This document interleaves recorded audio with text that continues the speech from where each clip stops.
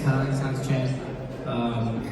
So tonight, I'm very delighted to welcome to FAB9. Has anyone here been here for the first time? Great, welcome. So FAB9, we are a makerspace. So makerspace essentially is a membership-based workshop. We operate like a gym. For example, we operate with a month-to-month subscription fee, so members get access to this wonderful facility. We are supported by LaunchVic. So LaunchVic is Victoria's startup agency. So we receive the grants from round one. So thank you, taxpayers. I always say that. So again, my name is Hans Chen. Tonight we have a special event. We call it First Friday. So hashtag First Friday of the month. Today is the 4th of October, is that correct? Or 5th? 4th, okay. So our next event is on Friday, 1st of November. So remember, first Friday of the month. Okay, we're gonna have this format of show and tell, and I'm very delighted to collaborate with Silicon Beach. When I first came to Australia, I joined Silicon Beach as my first meetup. This is true. And I've met really great people who helped me along the way in terms of starting a new company. And then I kind of disappeared for 2 years and I'm kind of freaking out. In hindsight, that was a mistake. I should have stayed with the community a little bit more frequently because starting a company, as you know, is very, very hard. I think the mental stress is for people who have done that, who haven't done that, we'll go into this, but any founders here? Anyone who's just starting your companies? All right, great. But tonight is an open mic. Tonight is not a commercial pitch. Tonight is a show and tell, and I'll invite Abdullah. I'll let you introduce yourself. Okay. Thanks. Okay. Thanks. My name is Untitled Chapter. I'm the lead organizer of Melbourne Silicon Beach. Before I start, I'd like to acknowledge the traditional owners of the land on which we stand, the Wurundjeri people of Kulin Nation, and we pay our respects to their elders, past, present, and emerging. A little bit about Silicon Beach, like Hans said, it is Melbourne's largest tech startup community on meetup.com. I know most of you came from Silicon Beach meetup today, but some of you may have come from elsewhere, even Brighton and all that. Just Google Melbourne Silicon Beach, you find that. Our meetup page, we have 12,400 members in Melbourne alone, and we are now in Sydney, Brisbane, Adelaide, Perth, Geelong, Ballarat, Launceston as well, and spreading all over. There's another Silicon Beach. Right. So our motto is empowering founders. So we help startup founders to find their team, get invested, come and pitch at our pitch night. Our pitch night happens every first Thursday night of the month. So October 1 was yesterday. So we have scheduled this on the night after our pitch night. Even though we call it a pitch night, it is an open mic night as well, where people can come and express their ideas, whatever they're working on. And the whole idea is open it out to the world without holding it in. Because in Australia there's this thing, I mustn't share my idea with others because they will steal it. But if you keep it like that, what happens? Somebody else will execute it. And I hear this a lot at our pitch night. That guy, he pitched the exact same idea, I had it. So I asked, what did you do with it? Nothing. So these ideas are not valuable unless you execute on it. So if you don't execute it, somebody else will get the same idea and that person will execute it. So the idea is be the first to execute, get it out, and give it some oxygen. Otherwise, there's no point in going to your grave with this idea. We have to put a tombstone on and say this person died with an excellent startup idea. What's the point? So the whole idea of these places like this, makerspace, is where you can experiment and prototype your idea, get it, start talking on this show and tell night like this, and see what happens.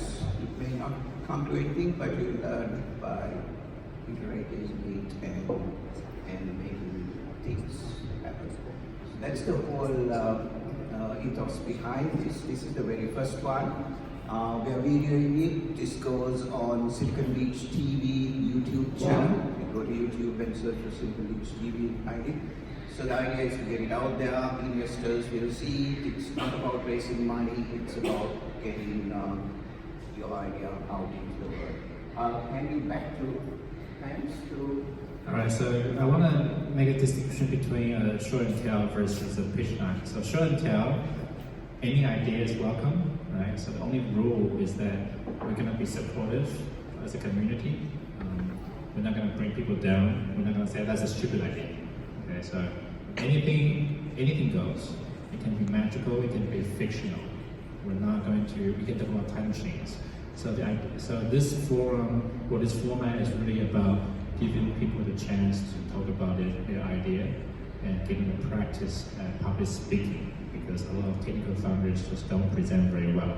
And I know this very well. I was an engineer and I never really had an opportunity to present until I went to a business school, and I was like, whoa, overwhelmed. 30-second personal pitch, it's hard, right? Okay, so I guess we didn't really take down names for the orders. So what we're gonna do is we're gonna just, if you wanna give a show and tell, it can be a physical product. It doesn't have to be. Come to the right, and we're gonna just line it up. And then everyone has about say 3 minutes. Again, we're not gonna time you. We're not gonna give you a bell. Okay? So this is not competition. We're just gonna go one after the other. So when you come up, just tell us your name.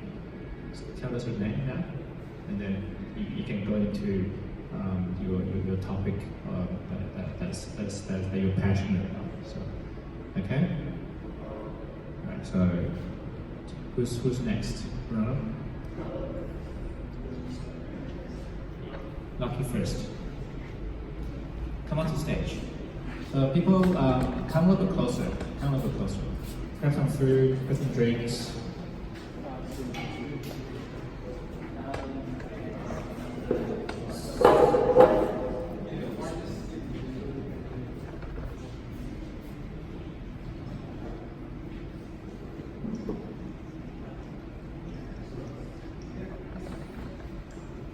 Okay, this is. Yeah. All right. Mic is yours.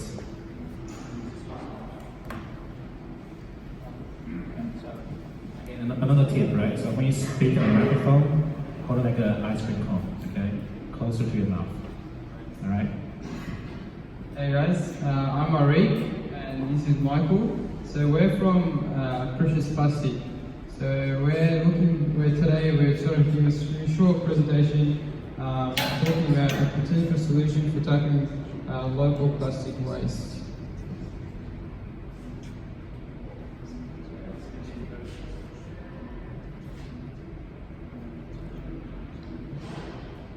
So the plastic problem globally, just to give a quick background of what we're trying to do, you have to know what the problem is. So I guess I think a lot of us will be aware, the great Pacific garbage patch that, it's been around, it's sort of circulating in the Pacific area, so this is all this garbage that's sort of been flown around through the currents, and it's gathered up, and this is all due to the lack of sort of the way people are treating plastic waste globally. One of the sort of really outstanding sort of facts that I like to refer to, so people say that the current trend that we're going on, that by 2050 there'll be more plastic in the ocean than there'll be actual fish. So it's quite a daunting statistic if you think about it that way.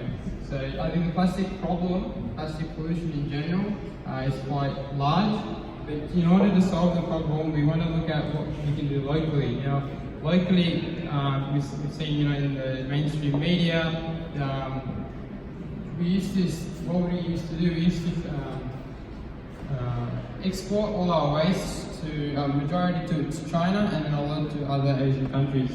But at the start of last year, they're basically trying to effectively ban all our plastic imports. So now Australia, the stockpiles of just plastic in warehouses just in Victoria. So you have sites like this. So the problem is more relevant than ever. It's always been a problem, and we're really interested in seeing what we can do to sort of educate people in how we can change this problem, and giving people the tools to be able to do this as well.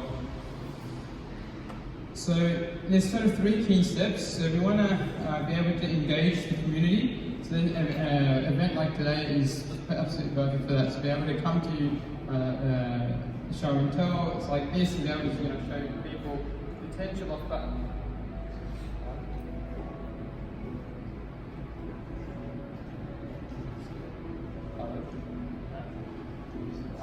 To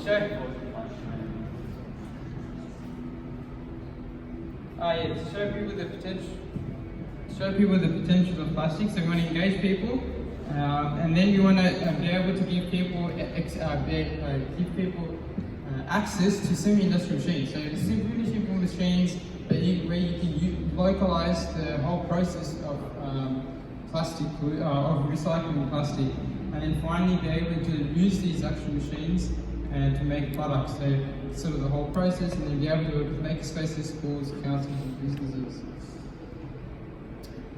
So what is precious plastic? So we've had a couple of quick chats with a few people, a few new faces around. So precious plastics essentially came out of in Europe, from the Netherlands, by a gentleman by the name of Dave Hacken. So he saw this problem and he thought, we take all our rubbish and we dump it to a really centralized location, and they have really large industrial machines that sort of sort, clean, and then maybe recycle the plastic if they can.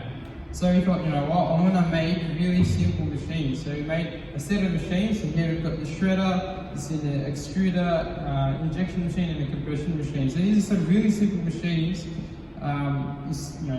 Nowhere near the complexity of what you see in the industrial level, where people can, have, in a space like this potentially, and be able to create products from, originally what would have been a waste. So that's what we're trying to do. And the important thing to know with these machines are that these are all open source as well. So none of this initiative is for profit. So you can go on the internet now and download these machines and build them yourself and start recycling locally as well. So myself and Michael, we've been working with Precious Plastic Monash, from Monash University, and we do a number of events. To start with, so we've done some school events, some community events, and this is recently at the Royal Melbourne Show. And then we have ourselves where we're trying to, to come out to smaller groups, really be able to spread the message of plastic waste. So what we want to do next is, once we go out to people, is actually show them what's possible. So the stool is here today, and we've also made one of our other members at Precious Plastic Monash. He's actually made a guitar. So, we're just trying to show people how we can change the perception. So we look at plastic, and a lot of the time we throw plastic away and we never really think about it. So we want to be able to show people that, in reality, this is not a waste, it's really a resource. So I'll pass that on to Michael. We'll talk about how we can use this plastic waste. Cool.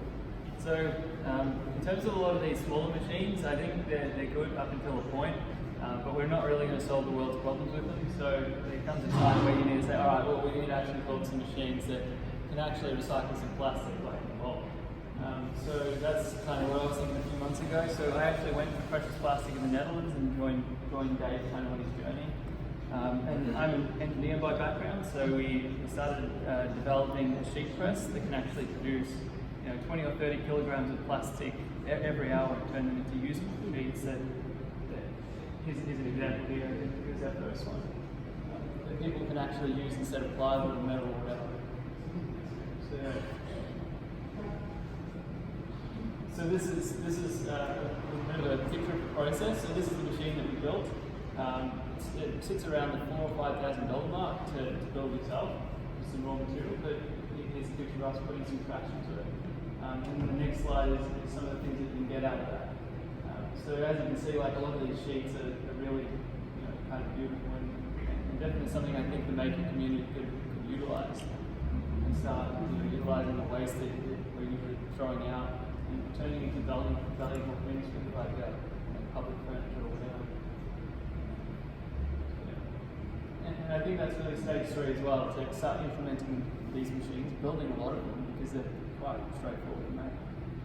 And start recycling locally as well. Like why are we shipping plastic to where is it going? It's got to be recycled at some point. We need to deal with it ourselves.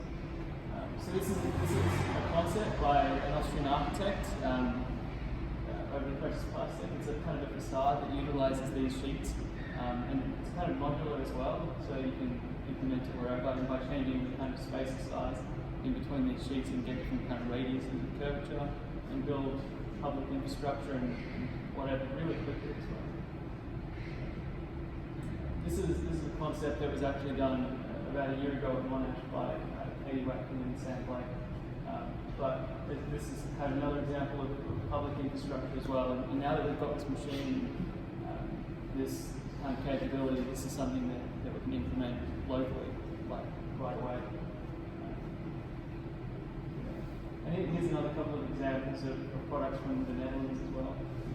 This was the Plastic for Good Challenge, where some designers from around Europe came to us and started utilising our material that we kind of developed and making different sorts of products with it.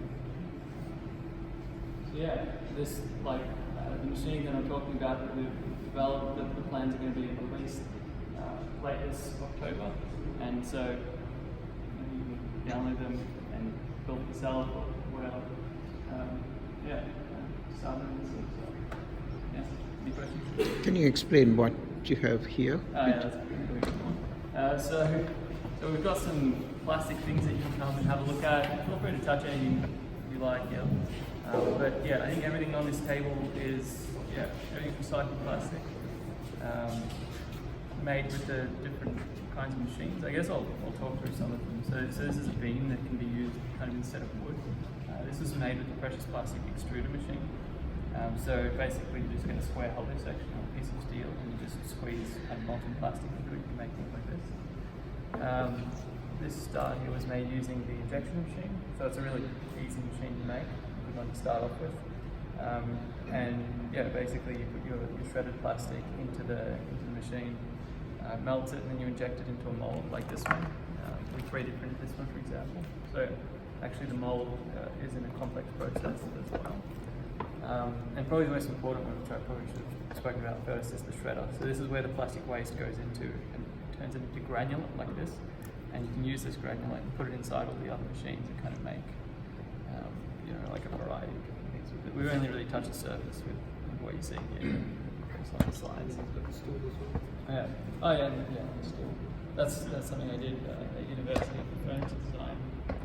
Basically combines wood with plastic just to kind of show that maybe plastic waste does belong with like beautiful wood, like walnut, with these kind of traditional processes. So kind of a statement piece, really.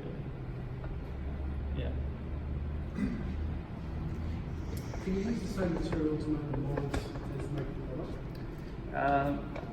No. So the plastic, when you kind of processing it, it gets to a certain temperature. If you use the same material, obviously, you can bring that to the top temperature as well.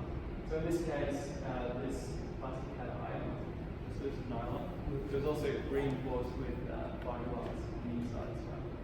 And we understand not everyone has access to a printer like this, but you can outsource this to places like 3D Hubs. So that's like printed. Yeah, so this one's actually printed. This was done in Monash, but I think on some printing services they have machines like that, so you can get it outsourced. And then one of these is good for about 100 of these. So quite easy. So the consistency do you get through like a block or plastic, like you put it on a lathe or Yeah, definitely. We've tried turning some things. Like for example, this bowl here is turning. So that was made using PLA, which is actually a very brittle plastic. It's not really a traditional plastic like Zara. It's more PLA, polylactic acid. I think it's made from corn starch. But yeah, it is but also just scratch, but you can definitely turn it. Yeah, we also tried to hold it for this section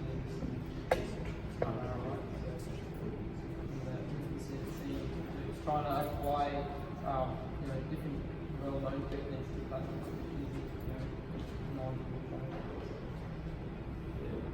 Yeah, but it's pretty big, pretty straightforward. So most of the tools that you can use well, I got a lot of experience.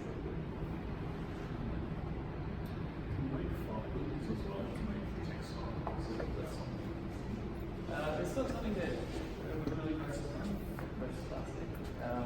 Some of the byproducts that we get sometimes are kind of fibrous. So it's something that we're really There's a bit of polyester being recycled at the moment, so I don't know if we can do that.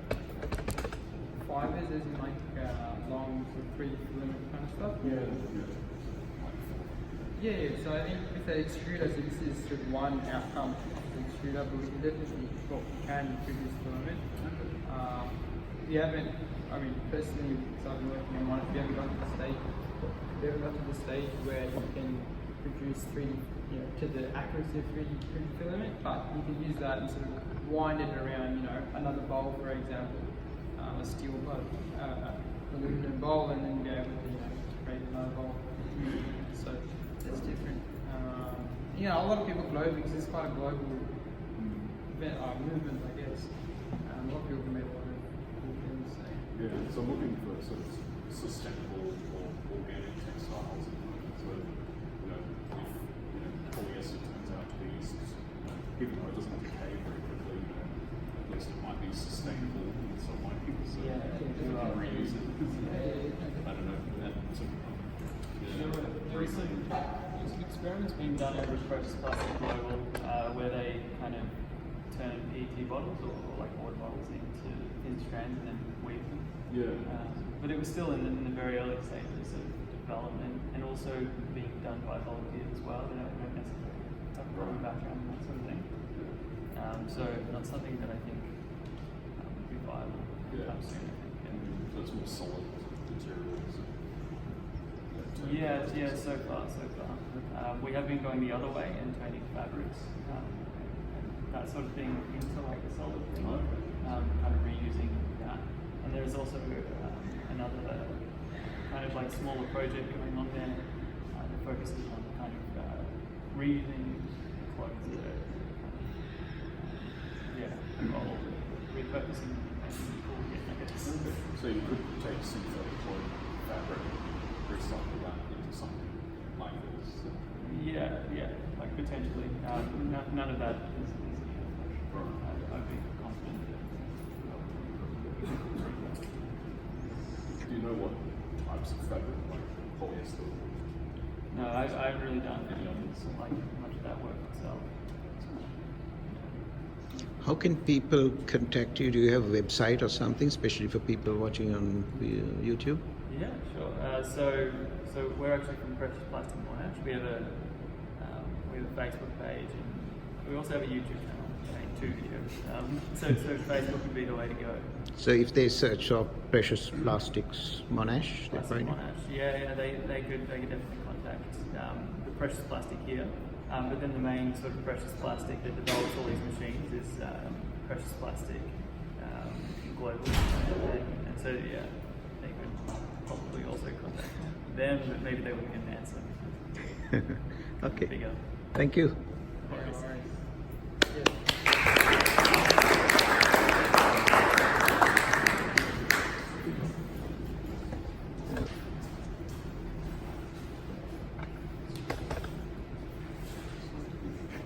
Who's next?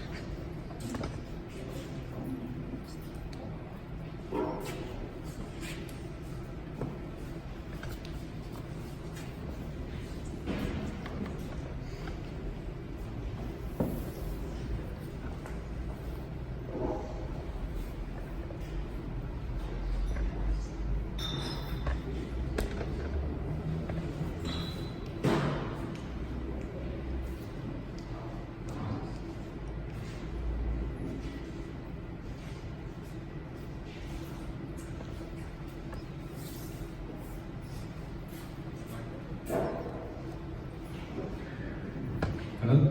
All right, so thank you so much for the presentation.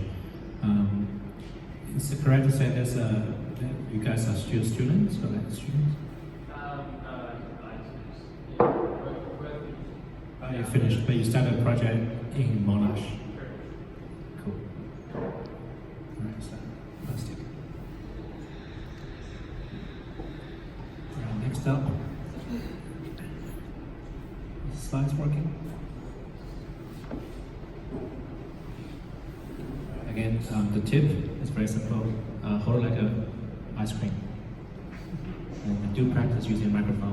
Just because you will eventually be presenting a stage. So it is a skill to have. Talking with a microphone. All right. So the floor is yours. Introduce yourself and tell us about your idea or product. Oh yes, yes, that's pretty cool. Right. Thank you. Okay, hello. My name is Martin. I am from Colombia. I am an industrial engineer. I am doing a business and entrepreneurship course in Insight Academy. And I have been passionate about chocolate for many years. I had the chance to work in a chocolate company back in Colombia. That's where I get some knowledge about what's behind the chocolate we eat, mainly every week, every month, and I get involved in all of that process. It's such a artisan and complex process, just as wine, as coffee, as cheese. So I will let you know some facts about Colombia. For the people that doesn't know, Colombia is in South America, and we are around 40 million people there. We are famous because of the coffee we produce. We are also famous because the cyclists of Colombia, Nairo Quintana, just won the Tour of France. James Rodriguez is a very famous soccer player, and probably you know Shakira as well. We have many things to be proud of. This is just an example, but we have a lot of biodiversity, animals, landscapes, and plants. We have a part of the Amazon jungle. So for the ones that are thinking, Colombia is very worth to visit, and is an amazing country. Sadly, we are also famous because of this. This is coca leaves. These are coca leaves that are used to produce cocaine. We have 200,000 hectares of cocaine planted now in Colombia, and they are a big issue for us as a country. We produce 70% of the cocaine in the world, which is crazy to say, and even the people who know a bit more about this is a tremendously sad industry, full of blood, so full of violence, full of displacement of people. Armed groups are financed by this business, and also they foster the corruption that is also one of the big issues of Colombia. But we also produce a beautiful product, which is the cacao. This is how a cacao pod looks like. Inside there are around 40-50 cocoa beans, cacao beans, and this is how a cocoa tree looks like. After you open the pod, you get the bean, and you have to ferment those beans. Normally in wooden boxes, and in some countries in Africa, they ferment them using plantain leaves. By the end, the pulp, which is this white thing, disappears, and you have to dry the beans until you get those beans. This is a dry cocoa bean, and it's exported like that, or is used to arrive to the factory like that. Colombia is a fino de aroma producing country, which means the cocoa produced in Colombia it has a special aroma, fruity and floral flavors, and nutty mild notes. There are some countries producing fino de aroma cacao. Colombia is just one of them, and they only represent 5% of the world production. So we produce a very special type of cacao just because of the genetics of the trees, the soil conditions. So our chocolate is special in terms of flavor, and that's something that many people doesn't know. Colombia just produced 1% of the cocoa of the world, mainly is produced in Africa, and also we consume most of the cocoa that we produce in drinking chocolate, as the picture that you can see. So now I will tell you about what is happening in Australia. Around 14 million Australians aged 14 plus consume chocolate every month. It's a business that is that is expected to be 4.3 billion by 2023, and Victoria is considered as the chocolate capital of the country. When we look what consumers are looking for, we see that they want to eat healthy food without compromising the good taste. They are socially aware of what they are buying, what they are supporting. They like to snack through the day. They enjoy food from all over the world. Some of them are vegan and they are demanding vegan products. There are health conscious population, and especially they want to know what's behind the product, what's the story, and if they can engage or support that story, that's becoming even more important now. That's why Bamba is supporting change through fine flavor Colombian chocolate, and that means that through the sales of chocolate here in Australia, we want to support farmers that are deciding to drop illegal crops in Colombia. Of course, the farmers that are done also will receive support, but we want to focus in the first stage to these people in this transition, because it's very hard for you as a farmer when the government destroy your crops, and this is what you get to live. They need knowledge, they need training, they need technical assistance, and they need tools. Because if you don't take care of that transition, they go back to the illegal crops. It's something very complicated. There are many things on the table back in Colombia. There are many problems about the government, and every detail is important. So that's why Bamba is trying to support and put a little bit of help in that. This is an Inca berry, or also called physalis, golden berry, Cape gooseberry. Once they are dry, they are covered in dark chocolate. The chocolate that is used to cover these Inca berries comes from Tumaco, which is the region in Colombia with more illegal crops in the whole country. Be careful because they are highly addictive. And you can try them just there in the table. And the other product is the cocoa nibs. So this is the bean when it's dry, and when it arrives to the factory, it is crushed, the shell is removed, and the little pieces of cacao beans are called nibs. So this is a nib, a cacao nib, and they are covered in dark chocolate as well. They are very good as a snack. Also can be used in granola, in ice cream, desserts, and many other uses. We have two different presentations, 75-gram bags and 250 glass jars, so people can reuse them. We are working with some people that are going to offer the service of refill these glass jars, so we don't produce more waste. There are dark, fine flavored chocolate from Colombia. They are vegan friendly, they are gluten free. It's a healthy snack, but most important, you are supporting change through this purchase. Training, materials and tools, technical assistance for these farmers in Colombia. And that's why we believe it's possible to change this reality that we live in the country. So people also believe that it's possible, and they are already supporting the project. Club Colombia Restaurant in the city, Teco Supplies, which is also in the city, Roller Espresso in Abbotsford, Miss Marmalade in Brunswick, and rewind, which is also using the nips to dessert like they do with ice cream and wine. And these are just some examples of the people that are already using the chocolate and offering the products for their customers. It's been a kind of long journey, longer than I expected. Being an entrepreneur is sometimes it's a lonely journey. You have many things to do. Many people tell you that they are going to do things, but at the end they don't.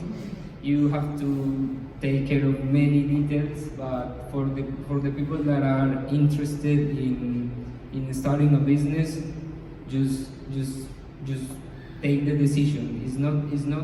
It's not easy, but every day you learn something else, something different. You get surrounded with amazing people and spaces like this.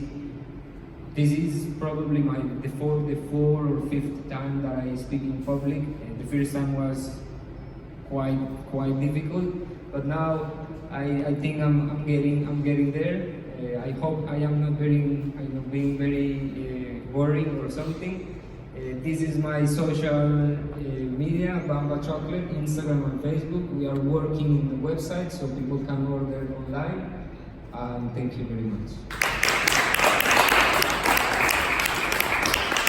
If you have any questions or if you haven't tried the products, please.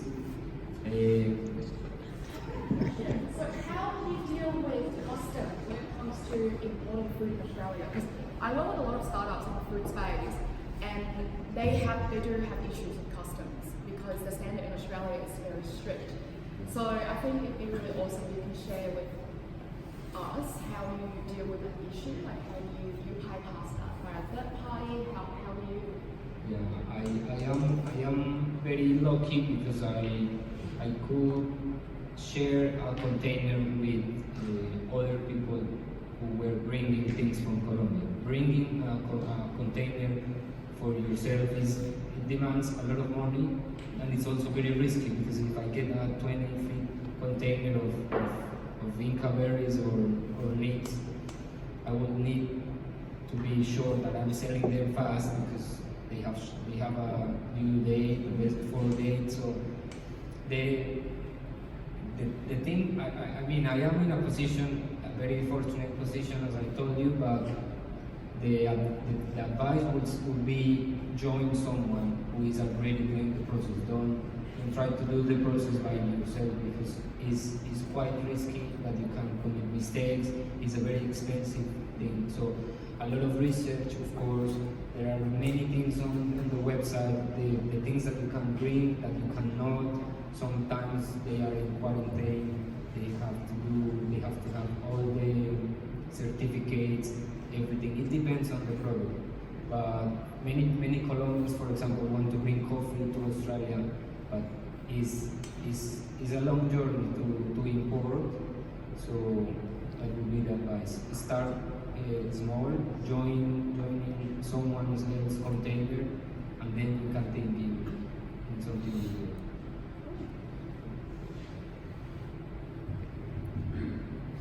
Can people buy online e-commerce?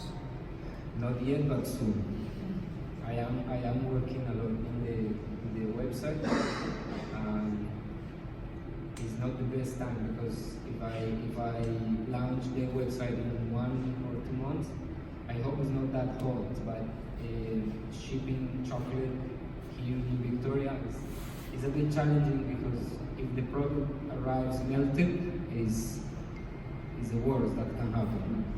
So I am working also with the shops. There is a paper there if you want to get more information about where to buy the products, but also you can contact me on social media or something. If you know a place that would be interested in stocking the product, of course I appreciate it. I am being part of a accelerator program with La Trobe University.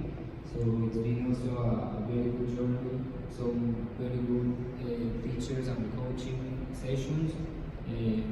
I'm still working the concept, improving the business, receiving feedback. The feedback has been quite good. The product is good. I have realized that there are many things to do in Colombia, and the good thing about chocolate is that you just and all the social kind of social enterprises that you just have to pick one thing. There are many things to do in the world related to climate change, to child rights, everything. You just have to pick one, and then you can pick another one here in Australia. I would love to be able to work here as well with some other programs, with probably, I don't know, refugees, something like that. And that's the beautiful part of the business, that is you can choose who to support. It doesn't need to be only farmers in Colombia or only farmers who are dropping illegal crops. That's the main idea. But the bigger I get, the bigger the help can be also. There are, as I told you, there are lots of things to do. Sorry, I love your presentation. I think your storytelling is just absolutely amazing. Thank you very much. And I was just having a conversation with Hans a couple of weeks ago about the direct-to-consumer model, and I think if you manage to push that message about sustainability and change directly to your target market, I think you do really well. Because your storytelling is amazing. I think it's very authentic, and that's what a lot of customers are looking for these days. They don't just buy the product, they buy the story behind it, which is why a lot of businesses in the direct-to-consumer D2C space have managed to do really well. They sell the stories, and people are happy to buy from them.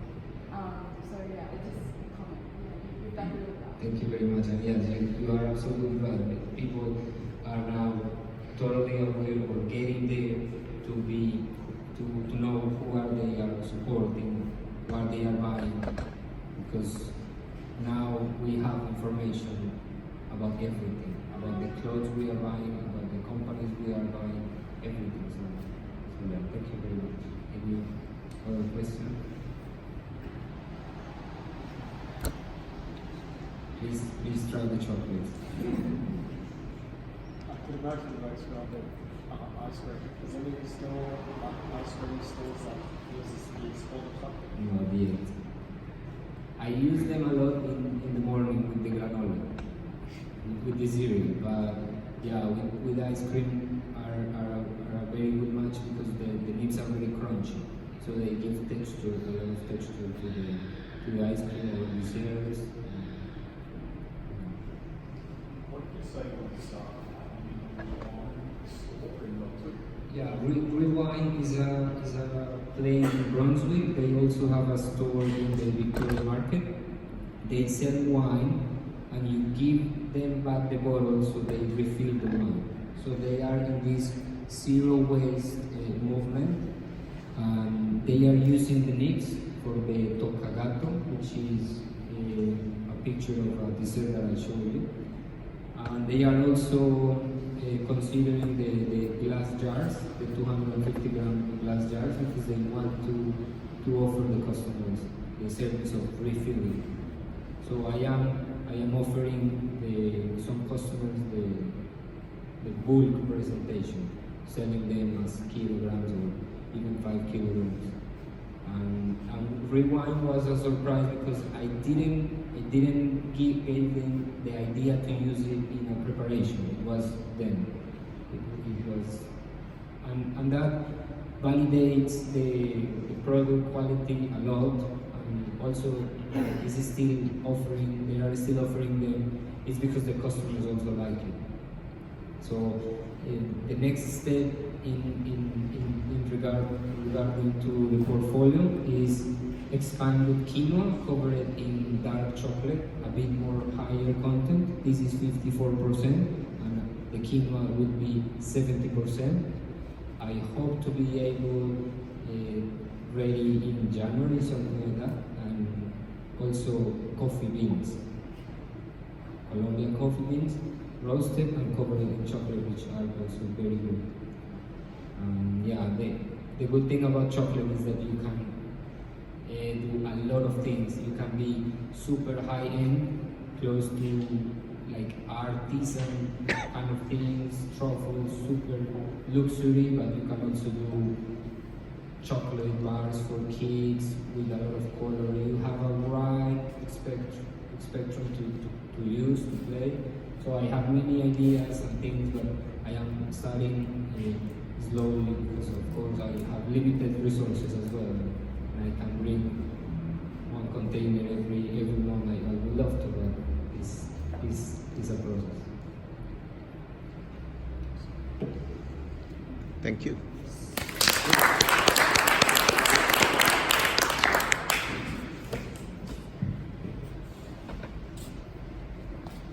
Is anyone else interested in speaking up? John?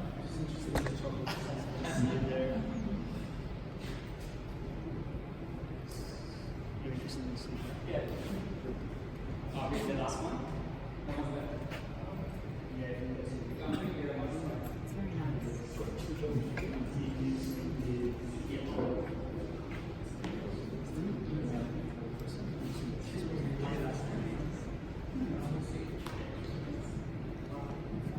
Okay, alright, so what's the time right now? 7:28. I think we have time for maybe 2 or 3 more. Ben, do you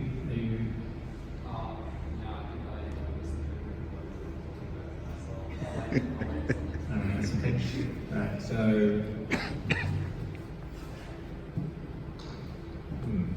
so this is interesting, my presentation. So in the meantime, do you want to have a break? Do you want to have more drinks? More coffee? Oh, sorry, not coffee. Pizza. Have more chocolates. Has everyone tried the chocolates? It's pretty good. Yeah, it's addictive. Yeah, it should do really well. So coffee and chocolate. It's been around for hundreds of years, right? Yeah. So yeah, so show and tell first Friday. Next one is Friday the 1st of November. And we're gonna try to do a live stream. So we're working on some technical details. 1 or 2 more. Yeah, we'll have a break. We'll have a break, 5 minutes, 10 minutes, come back. We'll get a presentation up and ready, and then we'll go.